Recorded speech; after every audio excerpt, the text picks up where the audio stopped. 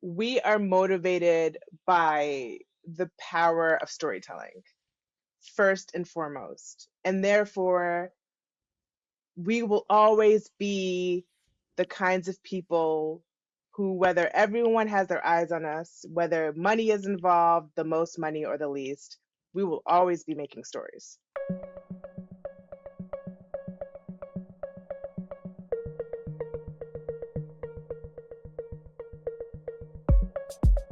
Welcome back to Direct Edition, a place to have conversations about art, comics, music, movies with the people that create, the people that inspire, and myself.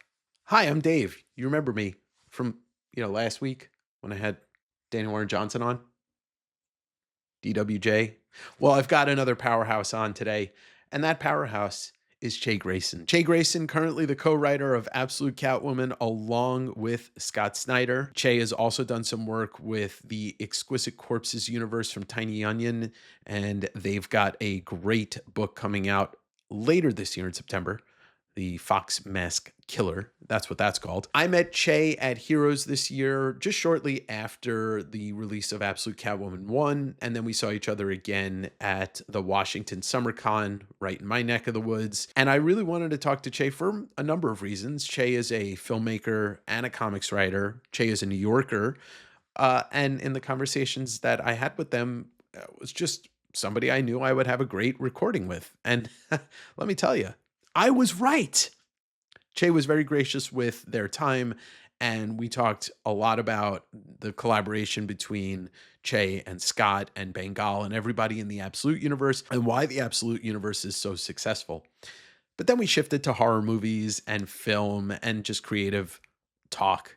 And that's really what I wanted to get at the heart at with Che, because they're a fantastic brain, a fantastic creator, lots of passion, and a love of horror. And that's one of the things that I build this podcast around, is how much I love horror movies, and everybody else that comes on here that loves horror movies gets to talk about them. So I'm excited to share this with you. We will get right to the interview. I just want to say thank you for being here. I think I'm going to start throwing away the idea of doing seasons and keep this podcast rolling every week, maybe take a week off here and there. But I think you can be rest assured that I am in it for the long haul on here. Recent interviews have really showed me how much everybody from the guests to the community here is responding. And that's all I wanted to say. So why don't we get to the interview with the awesome Che Grayson.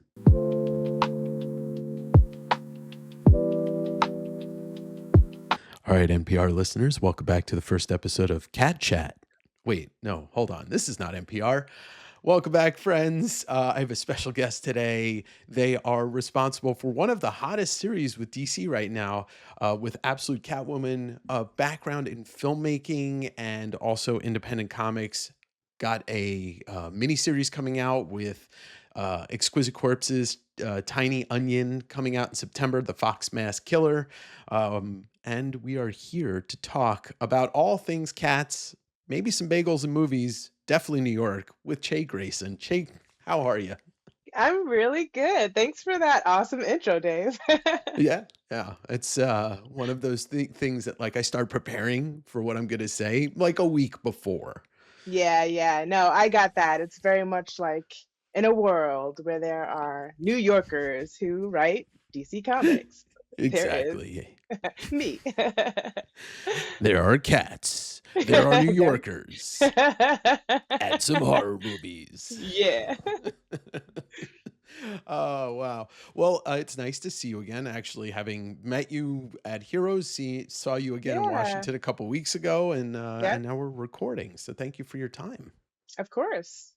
Yeah, and congratulations on the success through the first two issues of Absolute Catwoman, which I think I heard that the first issue was the highest selling, or like the most units sold of a book in the month of June.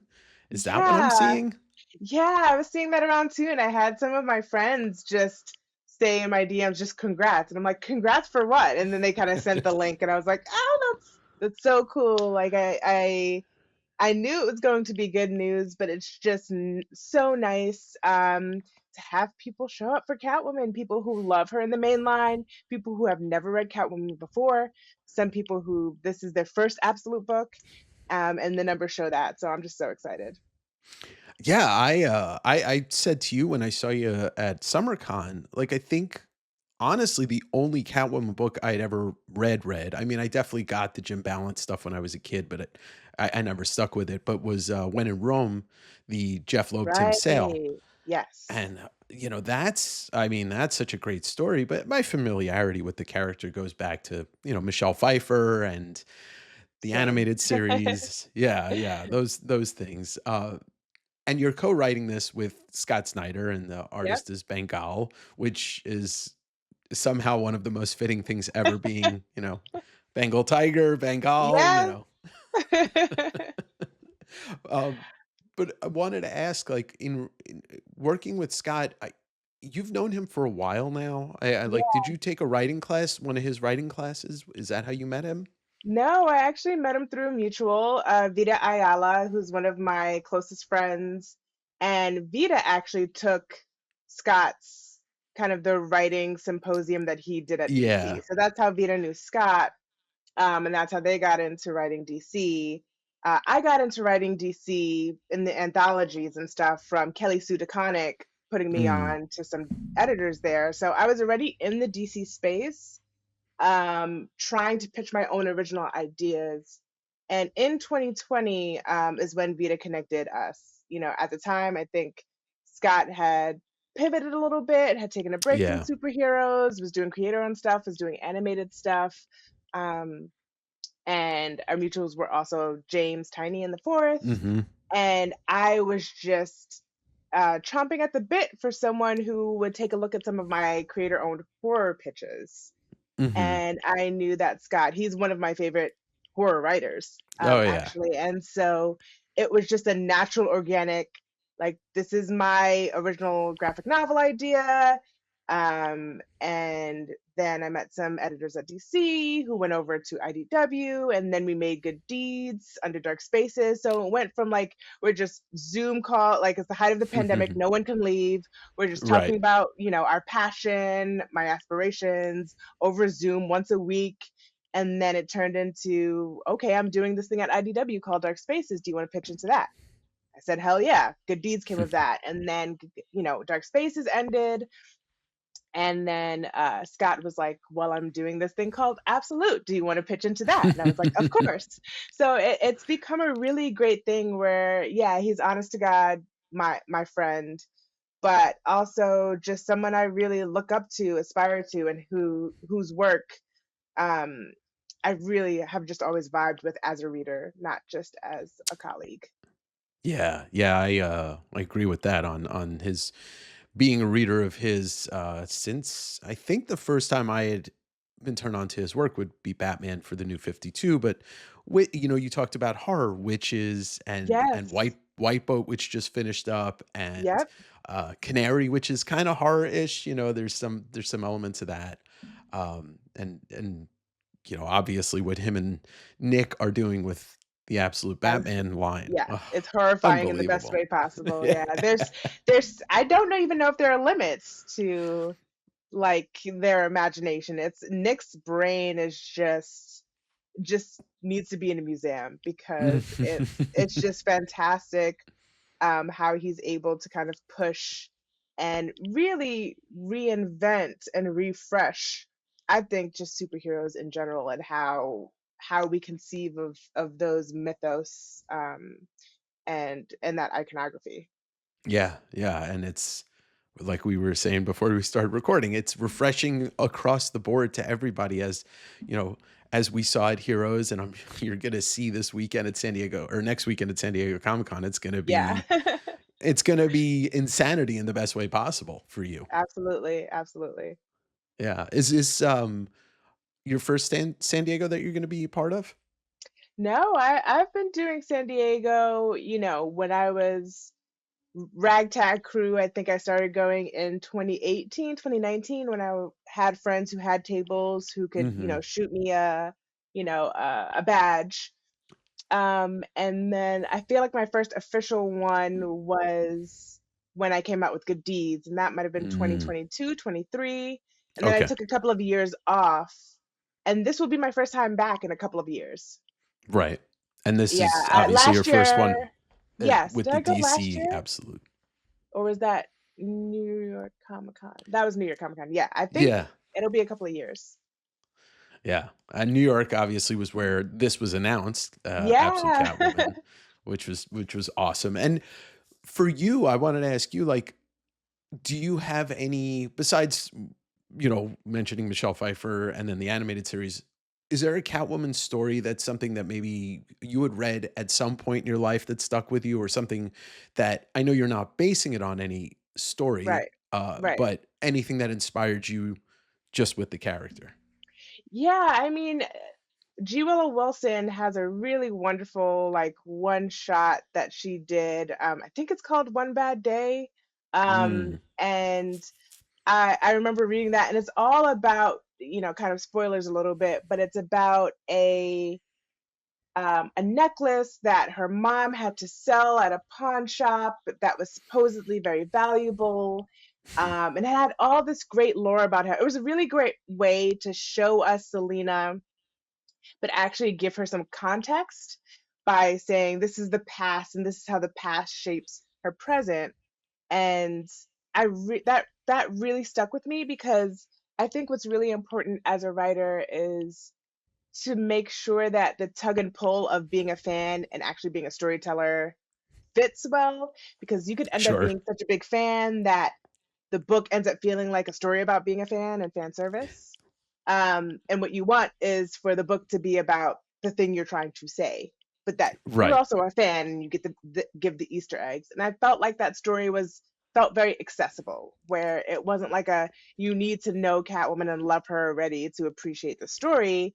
And that was my approach with Absolute Catwoman. Was I want people to go in and yes, you get to meet Holly and this version of Huntress and this version of the Question, spoilers, but Mhm. really making it so that people who have never read her before or who are not quite into comics yet to say, you know, this is this is a story beyond the confines of just um of its legacy. This is actually trying to say something of the now, and I felt like that um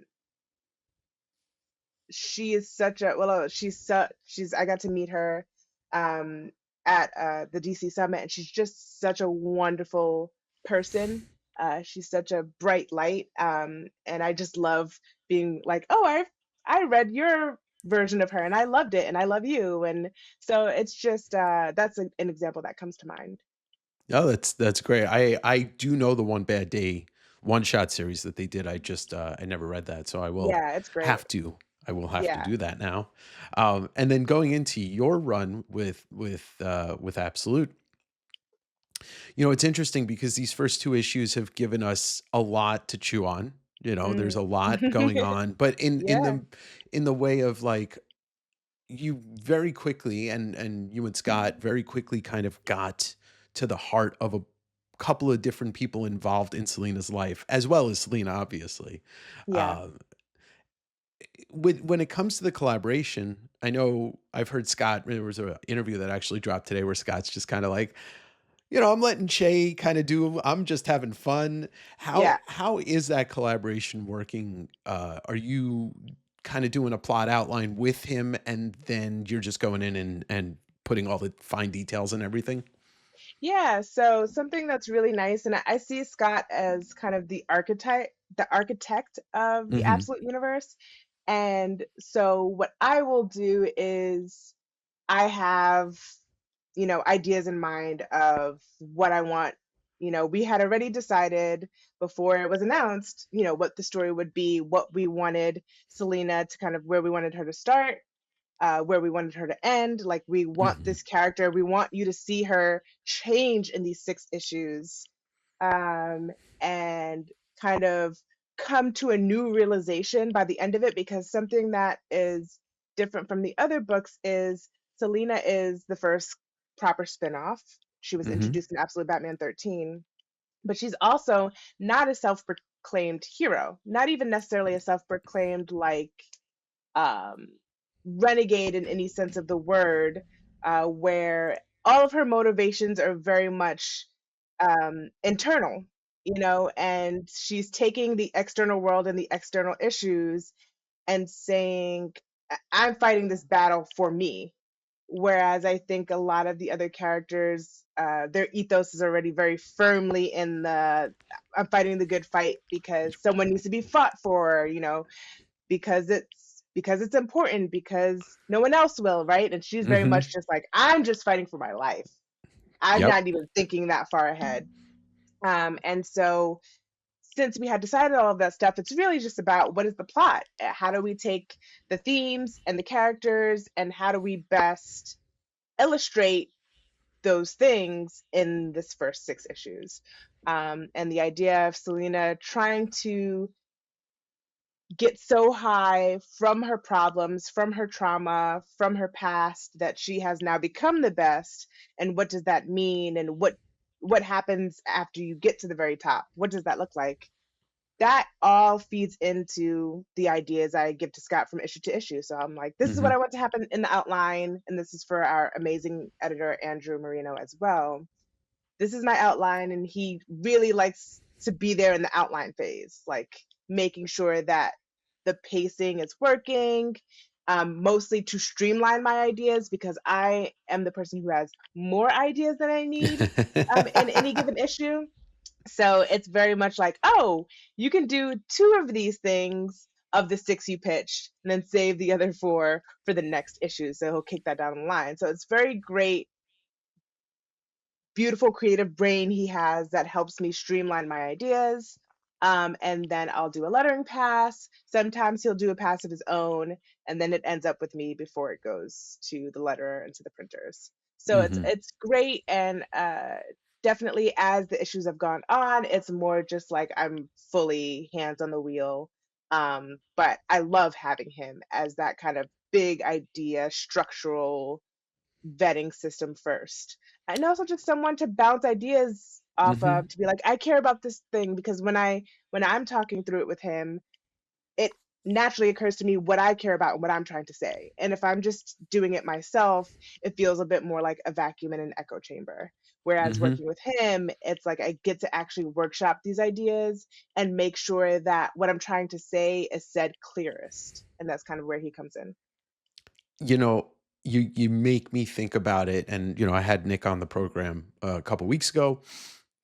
The collaboration of what's going on in the Absolute universe between books, between creators, like, I think this is the reason why it is not just working so well, it's far beyond anything we've had in comics in the superhero genre in the last 20 years. It really Yeah, is, and it feels, and you're saying what Nick said, and I've heard you say the same 2 words, "Yes, and," yeah, and so, and obviously Scott, who's kind of one of those people that has really held up the art of collaboration in the last, 20 years of his career. I mean, I think that's a beautiful thing, and I think that it's got to be one of the main reasons why it's working so well and why it's so yeah. good. I think so. I think as I'm working from issue to issue, I think what's really exciting is it really is me, Scott, Bengal, Giovanna, and Lucas, and we're Hmm. really, even though it's all through email, we're really kind of bouncing off of each other, and we're creating this world together. And the more we build on it, the easier it is to feel that ownership and to feel like it's a lived in place that you can go back to, Hmm. as opposed to feeling like you have to shake things out and start fresh. I feel like we're really building on something, and you'll see that as you have the same artists and writers on, on Wonder Woman, on Superman, on Batman, 18 issues later. I think Yeah. there's a real commitment to letting the creators give um, give what feels right to them to the story and to the world, and how that will be rewarding on the back end. And the less kind of control and the less precious you are, the more inspiration and surprise you can get. And Hmm. get the readers where they think they can, because the readers are so smart. Comic fans are so, so smart. We're I feel perceptive. like there We're are a so many perceptive unsolved bunch. cases. Yeah, so many unsolved cases that probably could be cracked by a room of comic fans. And so it's knowing that if we're having fun and we're surprising ourselves, that will allow for those who are reading it to feel like, oh, this is kind of new, or this does feel personal. I I I actually I want to talk about the independent aspect of what's been happening, but I do want to, kind of build on what you were saying about how, comic fans are smart. I know that, you've got a lot of Easter eggs in there. Jonesy, Yeah, her interface is obviously a nod to Alien and yeah, Ripley's cat. I picked up on two, and I'm wondering. I think one is very evident in the list of people bidding on the sphere, the object in yes. two. I saw Crown. I got to imagine that's to the Thomas Crown affair, but I'm not 100% sure if that was a nod.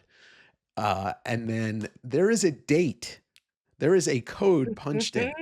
Yeah, And I saw it and I'm like, that's definitely a date, April 25th, 1940. So I right. did a little research. That is the first appearance of the Joker. That Yes. is okay. So both of those were done purposefully. And there's one more. And guess what? It's not always me. Sometimes that's the letterer doing it. That's Andrew Yeah. doing it. That those in particular, that's what's so fun about it because you're getting Easter eggs from all the creative minds. And that's why Hmm. I kind of want to break the idea open that it's just um we make each other look good because we're Yeah. all Yeah. getting to bring that in. So for me, Jonesy was mine. I think Crown was Scott. I didn't even know who did the joke. So it's like, and I did another one for me. Her alias is Doris Payne. Doris Payne is the famous um, diamond thief, like the first Black Ah, female diamond thief who has managed to spend her whole life stealing and has only been, has served like 5 years. She's still alive to this wow. day. She just Wow. she just can walk in and she has this illustrious history as um a career cat burglar. So Hmm. yeah, it's really fun to do those things. And it gives a little bit of that rereadability where you Hmm. can miss something or you can start a whole conversation with someone who caught something that you didn't and it makes you want to go deeper. Yeah, yeah. I reread both issues this morning and just kind of paying hyper attention. I like to. I mean, rereading, rewatching, re-listening, whatever it is you're digesting art wise. It's that second or third or fourth time, like you start to notice things. If you're a Mhm. perceptive person, that and I do. I like to see. I think when I'm looking at these Easter eggs, I know your one of your favorite movies is Alien. Like I know that, Yeah. Um, but what I wanted to mention and maybe just have you speak on, I spoke to Scott just briefly at Heroes and talking to Nick and knowing some of Hayden's work and Yeah. Kelly and Jason Aaron. I think one of the reasons why the Absolute line has been so energetic and so refreshing is everybody, including you, and you come from a successful independent comic background as well as indie film. Everybody has some success in doing their own creator own thing in the Right. past. Right. It's Jason with Scalped and Scott with, well, there's enough to name that I could just Yeah. sit here, Nick with East of West, etc. Yeah. Do you think that's one of the reasons why everybody who's coming in to the creative side of this is just having fun and doing so well? Because you're bringing like an independent spirit to it, like that creator owned spirit. Yeah, I think that what we're proving, and I think there are multiple ways to break into the industry, multiple ways to be a successful creator. Hmm. There is no one way, but I do like that are drawing those connections with us in particular because I think the most important thing at the end of the day is that we are motivated by the power of storytelling first and foremost. And therefore, we will always be the kinds of people who, whether everyone has their eyes on us, whether money is involved, the most money or the least, we will always be making stories. Hmm. And I think when you realize that once you start saying, kind of doing a bit of reverse engineering and realizing that these are a group of people who are really boots on the ground with a love for the medium so deep that the reverence speaks into the work, but also we take it very seriously. Like I Hmm. lose sleep over writing my lettering pass and wondering what people are going to think, and I dream in Catwoman. And I think that is really felt, because and how important that is that this is kind of we're moving into a creator owned economy, a creator owned level of visibility that didn't really exist 8 years ago, when Yeah. everyone was just like, I really like Disney, or I really like Marvel, or I really like this brand. I shop at Nike, and now I think that's been completely deconstructed, where people are like, Yeah. now I don't actually trust corporations. I don't trust anything bigger than a group of 10 people. And here it shows up, Absolute, a group of like 15 people, and there's a level of trust in, okay, you're telling art, you know do you actually care about art? Do you actually care about people? Do you actually care about stories? And the answer across the board for the absolute creators is yes. And that goes back to being an indie creator. An indie creator is Hmm. someone who you don't know. You have something like Obsession. You have something like Reservoir Dogs. You have something like American Vampire. Hmm. You are Walking Dead. You don't actually know if people give a fuck, but Yeah. you do. And that is Hmm. first and foremost what independent filmmaking is. You do. You care enough, Guillermo del Toro, to max out your credit cards and make Kronos. I care enough, Jay Grayson, to max out my credit cards and shoot a film in Tokyo that got into Tribeca and started my career. And ultimately, it's about taking a chance on yourself, Hmm. um, and having that indie minor kind of that indie spirit to know that you know you have to also build um, on the things that meant something to you. You have to put in the work to do that too, or else that level of appreciation can feel very disconnected. Yeah. And, I mean, it can't be said enough in 2026.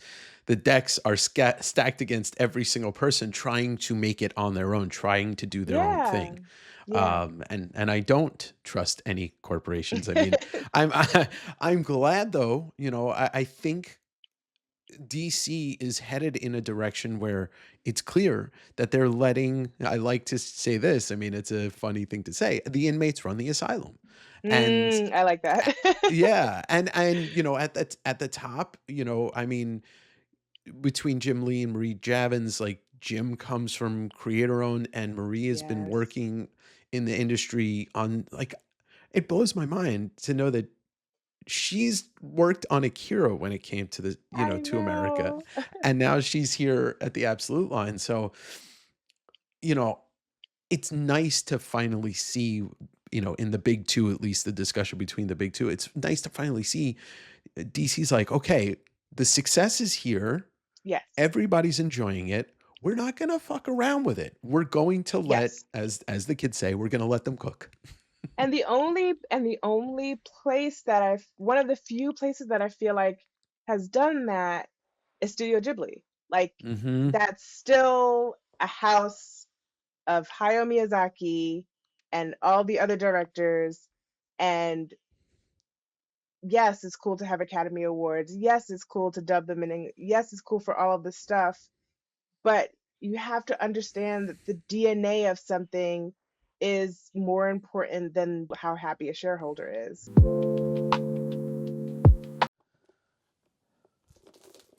Oh, hello there. We'll get right back to the video. I want to let you know that I have a Patreon that supports both of my channels, Direct Edition and West Coast Davengers. For $5 a month, you can help contribute and support the channels. You get bonus videos from both channels. You get a chance to vote for a video that I record where I flip through a rare book. And every 2 months, you can take part in a private sale of stuff from my personal collection, my inventory, and my travels, stuff that is not available anywhere else but it goes to you first, my friends. The link is in the description below. Direct Davengerinos, that's my Patreon, $5 a month. And now back to the video. The relationship between art and commerce, I think something that we don't talk about very openly, but being an inmate in the asylum, being an artist in a commerce driven industry is really difficult. Yeah, And it means that those houses, those prisons do not let up the reins, because they don't, because the stakes are too high. sure. But then, Scott came along and was like, listen, I have a track record, for us to make a shift, to give some agency to these creators. Mm-hmm. I don't know if it's going to work, but I have a track record. So then Absolute gets greenlit. And we're showing that not only was the excitement there from the beginning, but that it's only grown. And Mm-hmm. when I tell you we never anticipated that, as someone who's been, developing since 2024 this story and a part of the Absolute universe, we couldn't anticipate that. But No, now that we know that our good intentions have paid off, why would we change our intentions? it wouldn't make sense to. It's Yeah, a move that would bring in negative results, whether exactly. in low sales or just people being like, I'm dropping this, versus, Exactly. I don't know how often you're in a comic store, but I spend too much time in comic stores. I mean, in the best way possible. And I have watched people walk into my LCS Stargazer in Tacoma, Mm, and I like comics in Vancouver. I've watched people come in and on the strength of an Absolute line, open a pull list, open a pull box. wow. Yeah, and it spreads because you've got, with the big two, and obviously DC really doing what they're doing, people are checking out other books because there's a lot Yes. of it. This is and working with James Tynion, like you're gonna be back on doing a book in September, right? With Yep. the Fox Mask Killer. So you're going to another stable, which you've Yeah. already been part of. And that's what we're seeing. I look at it in wrestling terms because wrestling and comics are extremely similar. Back in Mm, the late 90s, we had the NWO and WCW and D-Generation X and WWF. There's stables. You've got James and what he's doing. You've got yeah. what's it called? Ghost Machine. That's a Yep. stable of books, writers, and artists. You've got Absolute. I think that's what's really also helping people being turned on to other things is like, oh, I like Yeah. this writer. He's got these books going on with these different creators in a Yeah. kind of its own thing. So, Yeah. yeah, It's that just brand wanted you to talk about that. recognition. Yeah, it's that brand recognition. It's what Image and Vertigo was able to do for me. Hmm. Someone who just, when I first started reading comics, I started reading it in my 20s. Like, my idea of superheroes was very much I'm a child of Sam Raimi's Spider-Man and Tim Burton's Batman. That's just the honest truth. Yeah. But when I finally decided that, I wanted my own pull list, it was Vertigo and Image books. It was Saga, it was Sweet Tooth, it was Clean Room, um, it was Why the Last Man, it was Pretty Dudley, it was Sex Criminals. Hmm. And I just felt completely revitalized by creator owned work. And so that's what I wanted to do. I was developing creator owned ideas. And for me, and when it comes to superheroes, the thing that has always, Gotham has always been my heart. And so I kind of want to live there forever. I don't necessarily have aspirations to do anything other than what I'm doing. Um, there are no greener pastures. There's no grass greener than where I am now. And I just think that once you can get that kind of loyalty from a creator, then they can help build your brand. And maybe, like James, they'll build their own. And I just think that, when things get bigger and there are more voices in the room, you lose that control.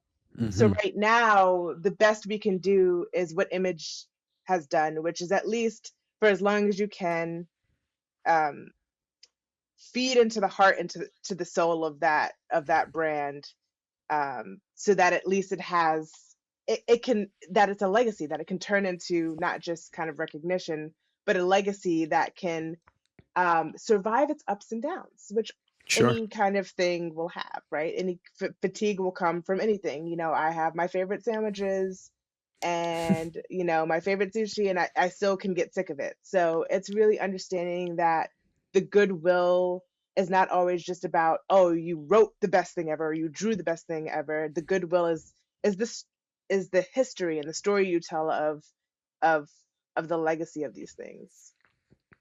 Yeah, and the fact that you can also, in like your career, you can bounce from doing something with DC to doing something Right. with James, and Yeah. doing, maybe something of your own again. I know Rigamo was your first your first book, right? And that was a creator-owned Yeah. book. And it was Exactly. also a Yeah. film. Did you Yeah. that's a wild that you did all of that, and it's like, oh yeah, I can do both of these things. I Yeah. feel like there are a lot of people that go into filmmaking that become successful directors, writers, whatever, and then they try comics. But you were like, I'm gonna do both of those things as my Yeah. first. Yeah. And it's funny because everyone was like, "What are they doing?" But then it was around the time where, you know, everything was getting optioned for Mm-hmm. film and TV. So then it became a, what are they doing to, I'd love to pick your brain, you know, as a means to an end, but I've always been motivated. I don't know what I'm doing. I don't know the bit. Something I realize, I'm realizing, I'm now learning what I don't know.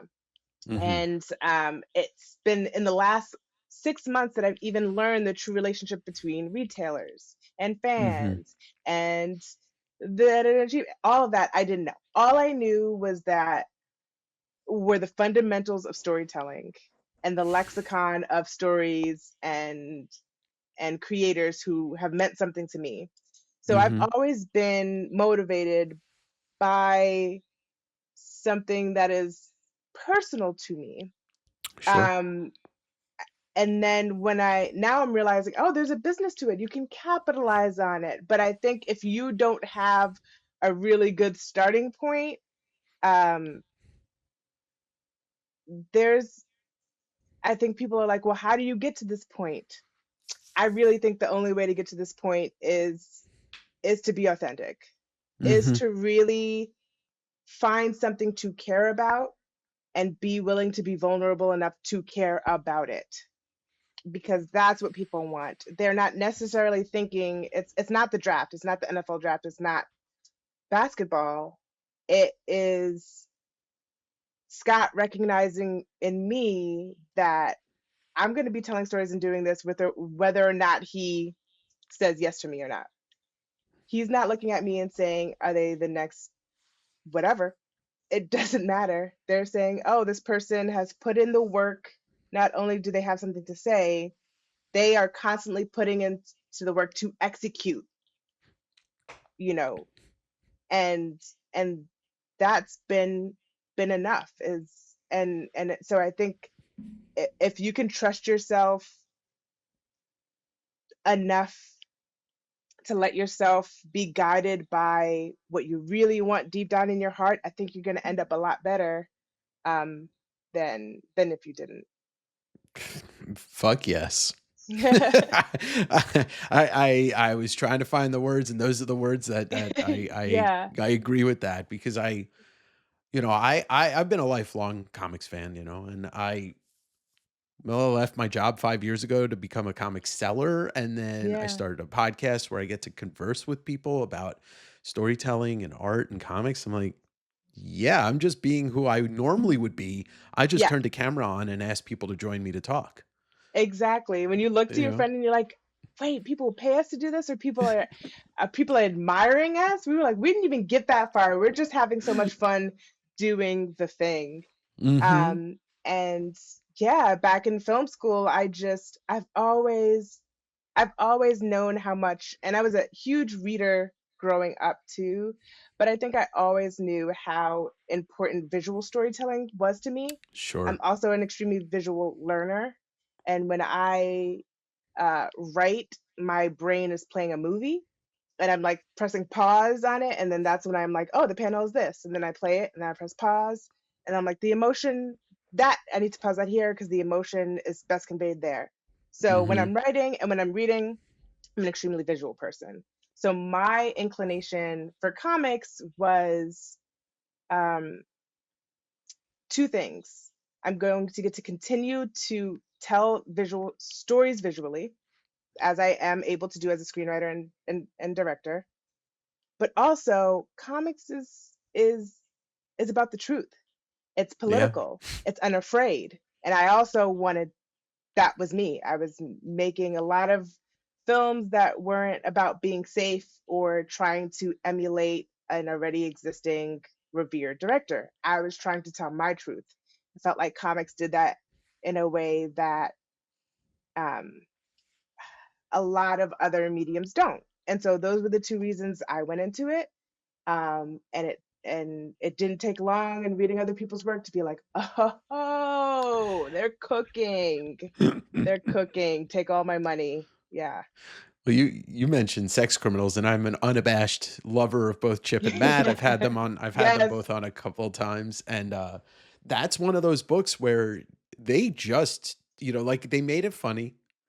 They made Yes. it, the art's great, everything about it, but inside wrapped in, and especially in the letters column, like that's the truth. Like Mm. that's Yeah. they were like, we're just gonna put our sexuality weirdness out there, like the things we think of, the things Yeah. that people don't talk about, and we're gonna make it Exactly. funny. And everybody responded to it in such a great way. And that letters column is proof.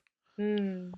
So, I do agree with you on the comics are the truth, and like they should be. I there's comics for everybody, just like there's movies for everybody.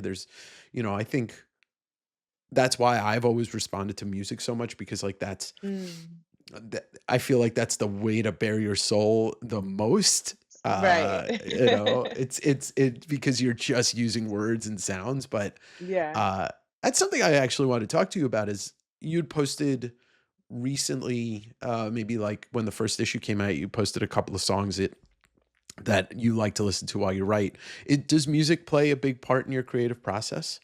Absolutely. I think even when I had more time, it was Spotify, Pinterest. Like I would have a full um pitch deck of just the visuals of character design ideas, world building, and all of that.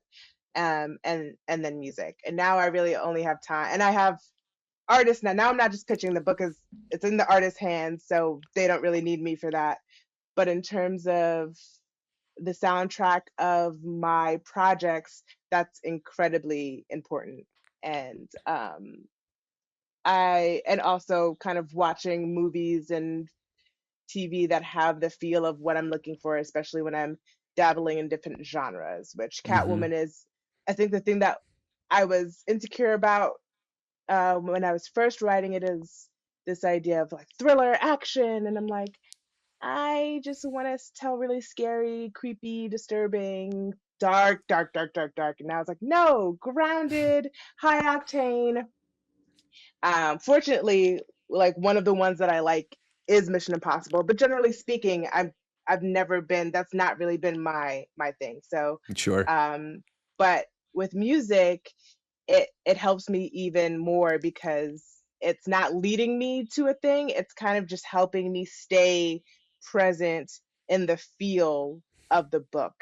And Mhm. so, Fox Mask Killer, Absolute Cassandra Kane, um, my Catwoman playlist is called Codename Calicos. Like all of them have their own Spotify playlists, and they have a candle for each. I have a candle for each project, and I have my playlists. I love that. It helps you get into the zone, right? Exactly. Yep. Yeah.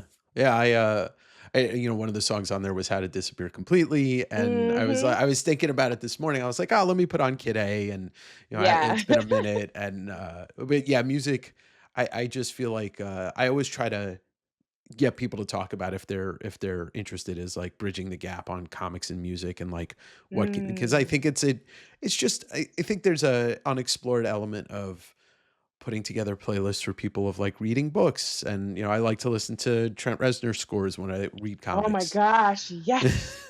Even when I'm not, but yes, yes, yes. Yeah, yeah, yeah, yeah. Even when I'm not, I mean, I could, yeah, all day I could talk about Nine Inch Nails and Trent and his Oh my scores and stuff. gosh. But Yeah. but also, and then one thing I really wanted to talk to you about, and then it's a huge part of who you are, is horror movies. And Yeah. you're an unabashed horror lover, and I Yep. am too. And you're in your top 4 on Letterbox. Yes, I did peep because it's a public thing. Yes. Uh, Alien and Scream are both on there, and Mulholland Drive's on there too, which is like, Which I that's consider, yeah, yeah, one of the best horror scenes, I think, in horror history, even though it's not considered, like, I guess David Lynch's films can be best described as a dreamscape. And I think yes, my favorite thing about David Lynch, is one of my favorite directors, is when someone says, "And can you explain why or if that means that?" And he goes, "No."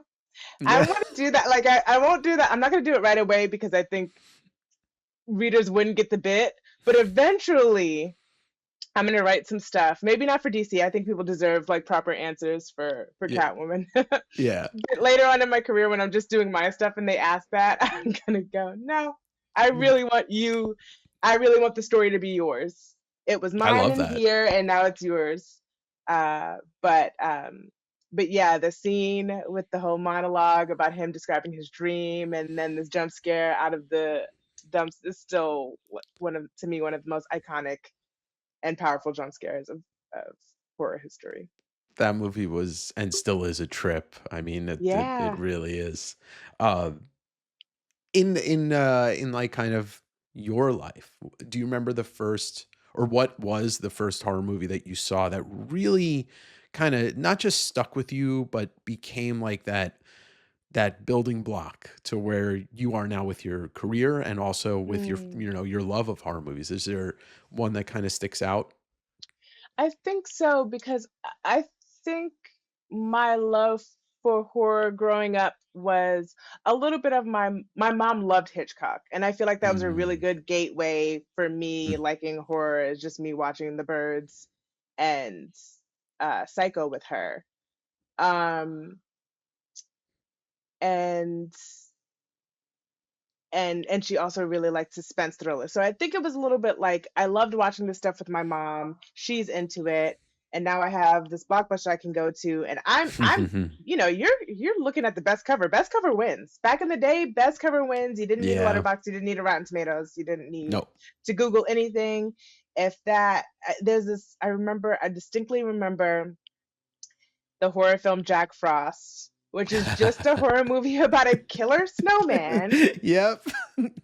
There's an iconic icicle death scene that I love, but it had the holographic, the The lenticular cover. Yeah, cover, lenticular cover, where he yeah. looks like a cute little snowman, and then when you Yep. move, he's feral, and that's just the stuff I love. But I think it wasn't until I became a filmmaker that the horror Mhm. movies that I loved, or that horror movies hit different, like hit that deep. Sh Yeah. I had the ones that scared me. I had the ones I loved. I loved all of like the Dark Castle. I was definitely into the Dark Castle revamp, like House on Haunted Hill, House of Mhm. Wax, Ghost Ship. I felt those were very good. It was like they were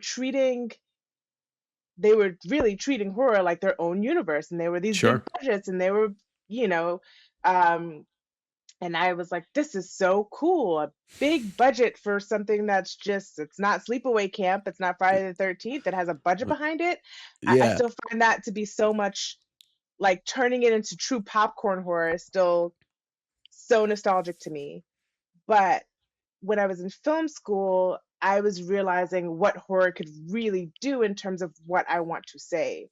And specifically, I remember Black Swan and A Tale Mhm. of Two Sisters, which is an incredible Korean horror film. being the two ones that I'm like, this is not just about whether I thought this was scary, whether I like the acting. This is about so much more. And it's about using the genre to stick to you so much that like you have to actually do the work to get it off you. You actually have to really work through something because you just had a cathartic realization that you were not expecting. Um, Yeah. and so those, Black Swan was definitely the perfect example of that. Um, and so yeah, as I moved forward in my career, it was always just about I've always really loved supernatural horror movies because I really thought it was, and I think of The Shining. Just think of all those Mhm. ways where you're like, there's what's happening on the surface, there's a literal mechanics of the plot, but what's going on and why won't you tell me why is there no exposition? You're just making me Yes. feel unnerved, and then you're making me project my own fears. um that's so powerful, holy shit. So yeah, that's an example of when movies can do that, that I it's one of the reasons that I love horror so much. Yeah. Yeah. Horror is the genre that I always gravitate towards because of things that you're saying, things that I never Yeah, thought of that you're just yeah. saying. And it I went to film school for a year. It didn't work for me, but the movie gateway for me was I was big into low budget horror. So I saw Evil Dead Mm, 2 and then I saw Bad Taste and then Dead mm. Alive. And it's like between Okay. Raimi and Peter Jackson, I was like, I want Yes. to do this. I want to do this. Yeah, I mean, I just rewatched Evil Dead 2, and I'm just the actual effects Mhm. actually like bring me to my knees, so impressive. Yes. Just what he was able to do. And I love Sam my favorite, I said this at a table with, with a couple of other creators. Scotty Young was there, and I said, Drag Me to Hell is my comfort watch. And he said, that's a wild thing to say. But I love, I'm like, I don't know where Rami gets all of this stuff from. The Gift, like Kate Blanchett in The Gift, Yeah. to Evil Dead 2, to Spider-Man, to Drag Me to Hell. It's just it's so cool to think that, to see directors um who are so clearly raised on comics, like a Guillermo del Mhm. Toro and a Sam Mhm. Raimi, be able to be so iconic in their own right, but they're all good. They're just comics on the inside, and Yeah. it's just so cool to know how that medium has shaped filmmaking in ways that people don't talk about enough. Because usually it's been, oh, we're gonna buy the publisher so that you can feed into our movies. When comics, and this is what Absolute is doing, where they're like, oh, comics is feeding into the movies, not the other way around. Oh, we need comics. Oh, we forgot. Yeah, you forgot because you had mergers and you've spun over. But it's stuff like that where you're trying to figure out why these directors are so good, or why Nick and Scott and Kelly Thompson and everyone is so good. It's because we understand how important the medium is. We take it Mhm. very seriously and we love it very deeply. Yeah. Yeah, and, to echo that, Spielberg, Coppola, Yes, Lucas, all 3 of them were huge comic nerds, exactly.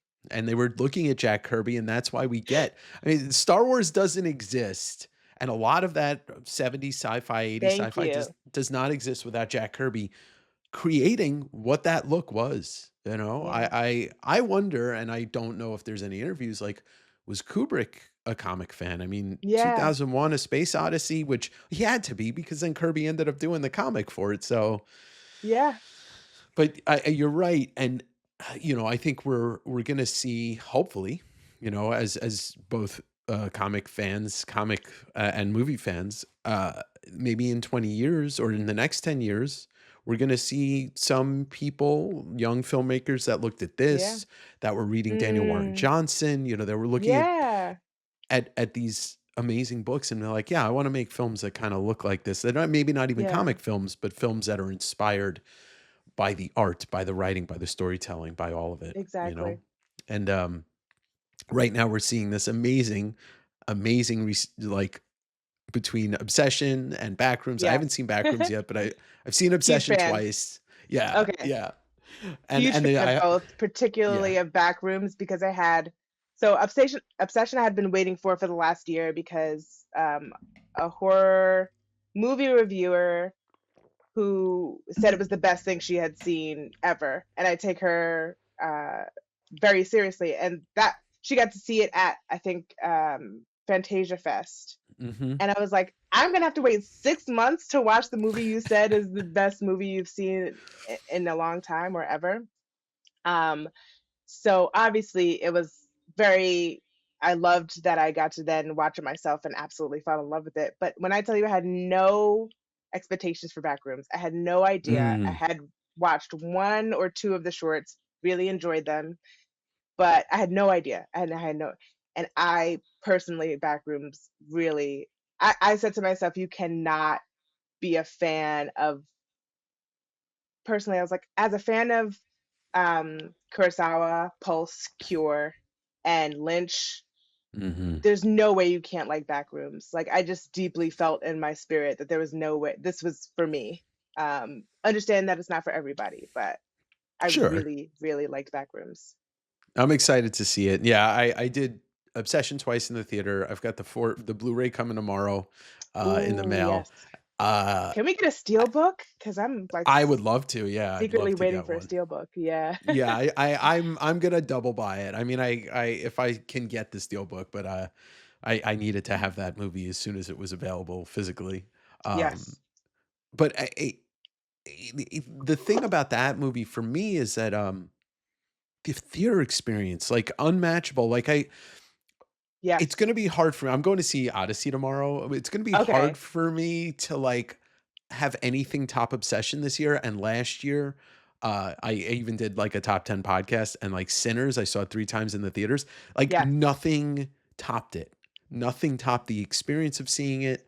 I'm so Uh, glad you're talking about the movie going experience, because I think that's something that people are slowly realizing is vital to the life and future of movies is the theater experience. I will never forget what it felt like to watch Get Out in the theater. yeah. I remember, I will never forget watching The Substance and the guy next to me running out of the theater on several occasions. Like, those things are really, really important. And it's funny where you have Scream 2 did this with Jada Pinkett, and then Oh a yeah. Scary Movie parodied it. But it's this idea of like wanting so badly to yell at the, and like knowing the right time to feed that kind of energy in. Hmm. And like, don't do it when it's completely quiet. Right. The sound Don't be design is that minimal and there's person. no, don't be that person. But knowing when, the actual etiquette of being in the movies, yeah, it's like going to a restaurant and being like, this was the best burger I had, but the service sucked. Do you know what I'm Yeah. saying? And that Hmm. colored my experience of eating what could have been the best burger I've ever had.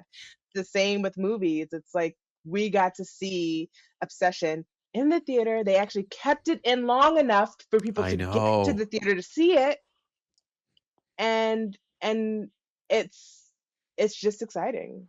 Yeah, the theater experience is something that, it's unfortunately it's gone. It is such an unfortunate like decline of it in all across the board, from Yeah. movies staying, for 2 weeks at most, and people on their cell phones and talking and all that stuff. But one of my, I mean, I call it a haunt because it was like that IMAX at Lincoln Center. I Yes. moved, I started driving there from Long Island. I saw Batman Begins midnight at that IMAX. We got home at like 3:30 in the morning. But that My was an gosh. experience, Yes, and I that did get that to see theater. Sinners there. I Oh, did get to see Sinners yes. there, and it was a complete. I saw Sinners twice. Saw it in a regular movie theater. Does not compare to what it was Oh, like seeing yeah. it at Lincoln Center. Oh my God, it's a completely different movie. Yes. But yeah, I got to see that and Nosferatu in the Lincoln Center theater. Yes. Did And we not get got tickets to see Odyssey in the Lincoln Center, well, unfortunately. I almost bought tickets to see it in 70 millimeter in Portland, but I'm gonna go see it in Seattle. It's 70 millimeter tomorrow. Yeah, But speaking of Nosferatu, we got another Eggers movie coming out this year. We another got werewolf. Werewolf. Yes. Yeah. Yeah, that's I hope, and I would kind of get your thought on this because not only are you a filmmaker, but you're a fan. I hope that this is his last movie that looks like this because I love it, I'm and I yeah. I I love The Witch. It's one of the greatest movies ever made, and I love Lighthouse. Lighthouse looks different, but The Northman, Nosferatu, The Witch, they all have a very look to them, and Werewolf. I need it to be done after this movie. I'm so glad. I'm like, should I say this on the record? I'm so glad you said that because I feel the same exact way. When I tell you, seeing The Witch in the movies, in the theater, I saw it by myself. Mm. And it was one of those that stuck to me, and it stuck to me so hard that my friend at the time, I was like, I need to see this again and you need to come with me. And so I Yeah, brought yeah. her and we watched it again. And to me, I, I will always, and this is something that I've said about comics and why Absolute works and why James's work and his legacy with Tiny Onion work, is I need everything to serve the character. Hmm. The reason Edward Scissorhands, for instance, is so powerful is, yes, it's some of the coolest costume design, set design, score you'll ever see. But all of it is telling the story of what he's going through. All of it is telling the themes of being an outsider in a cookie cutter world and Hmm. how violent that is, and how the violent is covered by the pretty facade. And it all feeds into that. And I feel like the witch and the lighthouse really understood that. And so it feels singular. And then the other ones, Yeah, the Northman, I tried and I was like, and I've seen all of them in the theater except for I think the lighthouse. yeah, Um, yeah. and so I also similarly I watched the trailer for the werewolf, and I just, as someone who, when I was in film school, the thing that I was interested in the most was production design. So I love that aspect. It's gorgeous. Yeah, It's so, but I'm, yeah, I wonder what else he's got. yeah. What? Because we know he's capable. He's capable of doing Exactly. so much, and he might, yeah, just after a while, and I think that's what gets us stale with any art form, is that like Mm, this the repetition, the same thing over and over. When you're like, you're just putting a character in the same setting. right. I don't, because I am such a fan. I am such a fan of Yeah. his films. So, but look, he'll keep doing something. And this movie might be amazing. It might be like, the most amazing thing. It might be that, well, Yeah. nothing's going to top The Witch. It's impossible. But, uh, you know, The thing I appreciate the most about Nosferatu is it was like the Barbie of for goths. I yeah, didn't know that it was going to be instantly memeable, instantly everyone loves it, instantly dressing like, I had that when I watched that movie, that I didn't have that kind of fire. And so that actually excited me more sure. than the film viewing experience. And so I love it for that, but I think wanting to know and figure out what you're trying to say, that's when I go to a movie. I go to a movie and I want to have fun. I don't Yeah, ever go to a movie thinking to myself, um, I totally hate this, because if I really think that, then why am I giving 2 hours and $30? That doesn't make any sense. So I'm going in, I'm ready. Um, but I do this thing where I really care about what the director is trying to say. hmm, And once I know what they're trying to say, then I can figure out how I feel about what they said or not. And it's movies like Parasite, it's movies like, mm, um, for me personally, The Bone Temple, hell yeah, where you don't know what they're saying until the when a movie, when it doesn't really when it's not complete, when it didn't say what it had to say until that very last shot. Mm. When I tell you my imposter syndrome is, I'm like, oh, I could never do it. I could never be that good. And that gives me chills thinking about that. And so I hate to go, and I really felt like Backrooms did it. I really feel like Obsession did it. And Hmm. for them at that age, and I'm actually at the age where I remember what it was like to be 26. Like I'm there. I could switch my brain and be a little bit more immature, a little bit more petty, a Hmm. little bit more, and and slip into that mode, which is why it's fun writing Selena at Selena. 25. Because Yeah, that's yeah. when I started having the confidence. Um, I didn't know a damn thing, and still I somehow was confident in the thing I wanted to do. And I did so much because I didn't know that I was doing anything wrong. I couldn't be informed by, oh, don't touch that stove, it's too hot. I didn't know that yet. And so I'm Yeah. just trying to work my own shit out, and I'm trying to be in conversation with the things that inspire me. That's what happens in your 20s. That's the beauty of getting to start and play and not be precious and make bad art. Hmm. But ultimately, it's really important for me to go into a movie and they have something to say, and it could be the simplest, could be a kernel of truth. um it could be just like, for me, Drag Me to Hell is kind of like a cautionary tale about, it's like it could just be a monkey's paw situation like Yeah, Obsession, yeah. but just it could be so simple, it could be so well trodden. Um but but I do need a little bit of that, because I think that to not do that is to distract people from why we make art. Then it's like, I love spectacle. I think spectacle is so important, but then we start calling things content and not art. So Yeah, you're right. Like it's great to make something that you think is cool, yeah, but yes. if it doesn't say anything, then it's yeah, it's just kind of a mannequin. It's a mannequin that you're putting Because a, you're dressing up. yeah, because sometimes everything you put out there says something. Scream 7 says we're doing it because we can. That's what it said.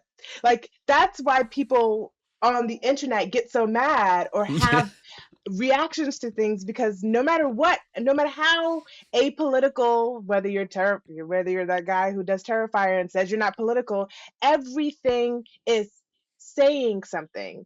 sure. And so if you're choosing not to say something, then we're watching the movie with you saying, I'm doing this because I can, because it's cool, because I have a blank check. Like, that's the information I'm getting. That's the feeling I'm getting as my Yeah, yeah. eyeballs are watching the visuals.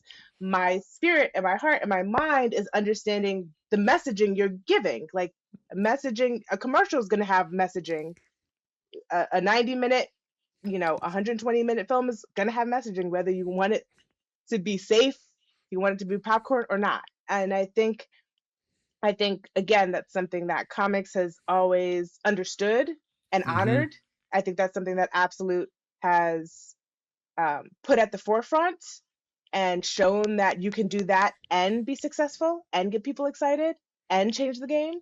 Um, and horror's always been like, Wes Craven is one of my heroes. With John Carpenter and Toe Popper and like all of them, and De Palma even, like, we're able Yeah. to do. It's messy and it's cool and it's terrifying and it's interesting and it's engaging, and it should always be that.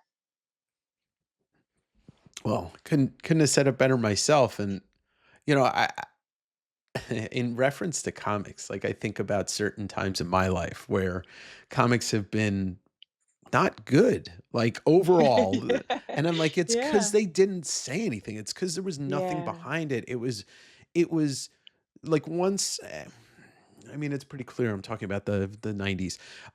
Once they were able to step away from the big 2 and do their own thing, there was n nothing to be said, Yeah. and that, Yeah. It's like the flashiness only lasted so long until Mm, everybody kind of just said, "All right, it's time to move to the thing that's interesting us," yeah. whatever. But I love hearing that from you, and I love, this discussion. We could do this for 2 hours because I knew it. Yeah. I knew we would have talking about, we get into the nitty gritty of the things that we love, and I love Yeah. hearing about your love for the mediums that you work in and the mediums Yeah. that you're a fan of, which are one Yeah. and the same. Yeah. Yeah. It's like you said, it's fun to talk about too. Yeah. I do have one fun question to ask before we're done. Hmm. Uh, what's your go-to bagel sandwich? Ooh, yeah. New That's a good, Yorkers talking okay. about bagels it has to Yes. happen.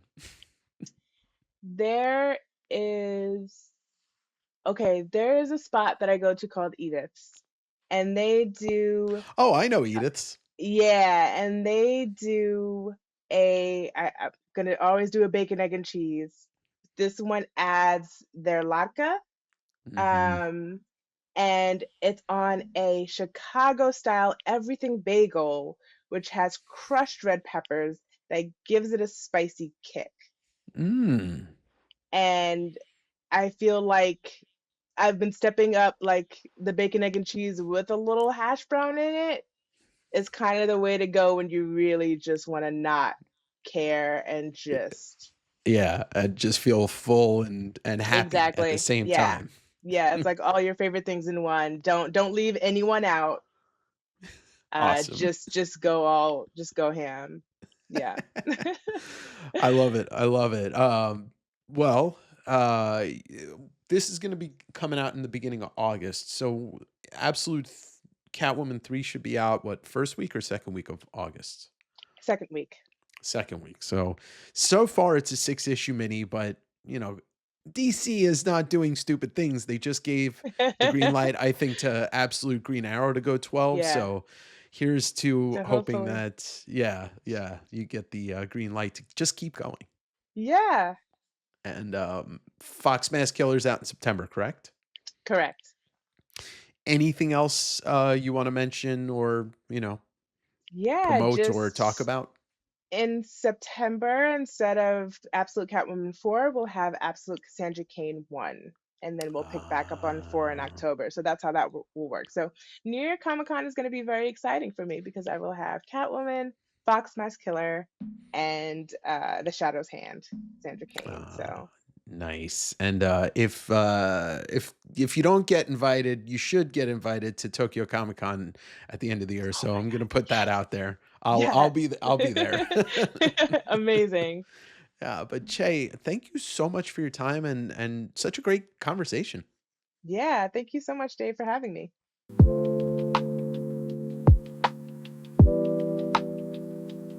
Thank you so much for watching and thank you for your time, Che. I had a blast talking to them, and I think we're going to see a lot more of Che on the podcast going forward, hopefully, as long as they have time for it. But there's some ideas of talking about movies and some other things. And obviously, Absolute Catwoman gives away to Absolute Cassandra Cain, and also the Fox Mask Killer book that comes out in September.